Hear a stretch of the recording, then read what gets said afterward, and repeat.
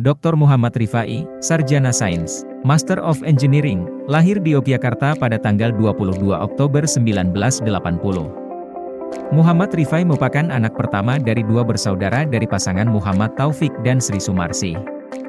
Muhammad Rifai telah berkeluarga dengan Dr. Gigi Selly Reviona dan dikaruniai dua anak kembar, Muhammad Rafa dan Muhammad Razak.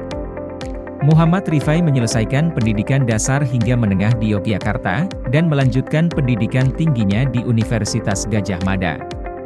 Ia meraih gelar sarjana dalam bidang fisika tahun 2002, gelar Master of Engineering di Jepang pada tahun 2011, dan doktoral di Doshisha University pada tahun 2015.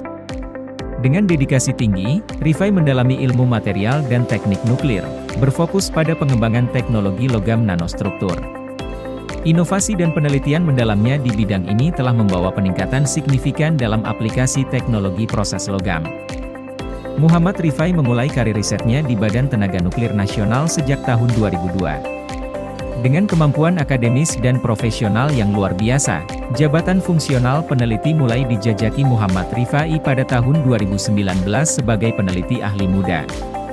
Dalam waktu 4 tahun, Muhammad Rifai sudah meraih jabatan fungsional peneliti ahli utama tahun 2023. Tak hanya unggul dalam riset, Muhammad Rifai juga terpilih untuk mengemban tanggung jawab manajerial. Ia mengawalinya sebagai penanggung jawab kegiatan penelitian dan kini mengemban tugas penting sebagai Kepala Pusat Riset Teknologi Akselerator di Badan Riset dan Inovasi Nasional, membuktikan kemampuannya dalam mengelola dan memimpin di dunia penelitian. Muhammad Rifai telah menekuni riset dalam teknologi proses logam nanostruktur melalui pemanfaatan teknik nuklir. Risetnya berfokus pada karakterisasi mendalam sifat logam nanostruktur, termasuk kekuatan, konduktivitas, dan resistensi korosi, menggunakan teknik sinar X-sinkrotron dan hamburan neutron untuk analisis yang tidak tersedia melalui teknik non-nuklir. Muhammad Rifai berhasil mengembangkan pendekatan harmonik struktur untuk pembuatan logam nanostruktur, memungkinkan penciptaan material dengan sifat mekanis superior.